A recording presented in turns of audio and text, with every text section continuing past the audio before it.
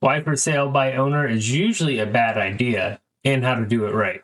This is all Georgia-specific information based off my experiences as an investor and as an agent in Northwest Atlanta and up to Cartersville and over to Canton and Jasper areas. My background in real estate is as an investor. I got my real estate license so I wouldn't have to pay investors commissions. So I understand completely if you are trying to save some money, but this is what I have discovered as the advantages of having an agent. So here we are, the top 10 reasons why doing a for sale by owner is a bad idea, and also tips on how you can do it right. And you will think we'll be surprised by number 10. So let's go. Number 1, you don't know how to market a house.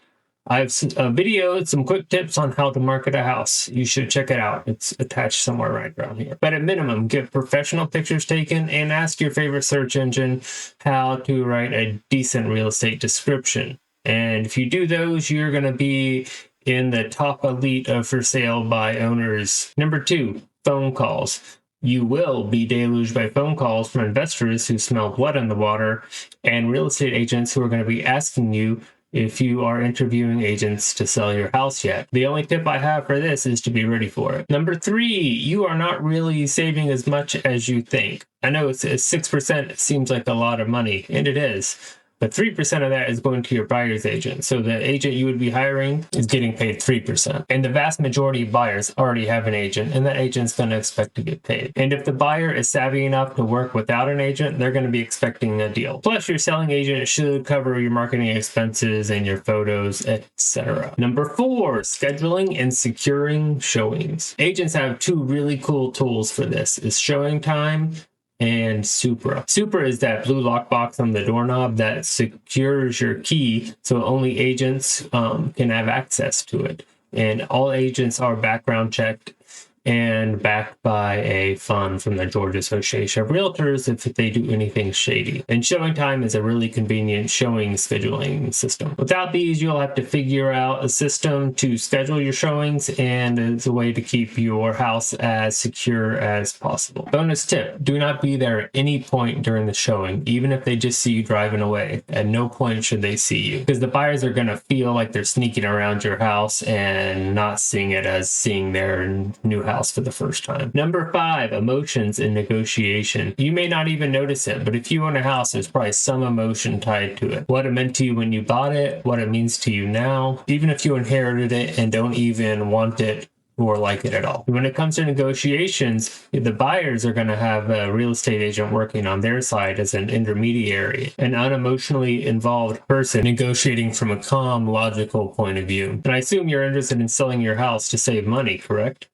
Right? So it's a financial decision, right? And I think most people agree that emotions and financial decisions are not the best mixture. At minimum, keep this in mind and ideally have someone help you with this. Number 6, objective opinions. On a similar theme, there is also value in getting objective opinions on pricing and getting your house ready to be on the market. I am personally as guilty of this as anyone, but you probably think your house is worth more than it is. And if you come to market overpriced, you're going to miss out on one of your key advantages, which is being new to market and having excitement in the market. If you miss this window, the only way to get excitement back is to do price drops that are lower than they would have been at the beginning. Also, you are going to need objective opinions on what is needed to make your house a blank canvas for the new buyers. And no one wants to see pictures of your kids, your religious things, or even your great smelling lasagna. Again, at least keep this in mind and get help if possible. Number 7, understanding and managing contract. Almost always the buyer's agent is going to be sending the offer. This is usually with GAR forms,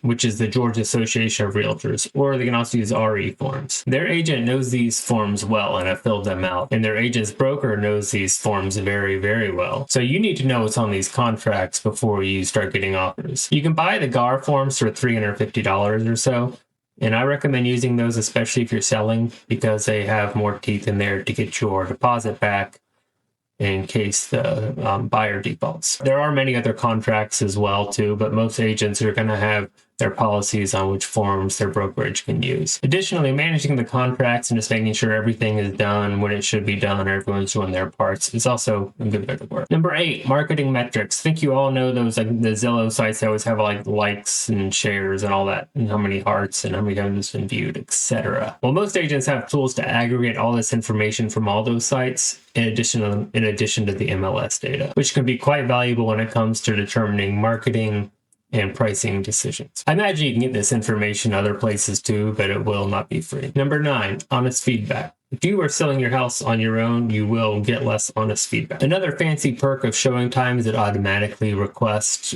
feedback from the agent, and a good selling agent is going to follow up with every showing. And this can be tedious to do because buyer's agents are notoriously difficult to get feedback out of, but they're going to be even less inclined to do it for a for sale by owner because 1, you are a non-agent, and 2, they just don't want to be rude to the homeowner. And finally, number 10, the big surprise is,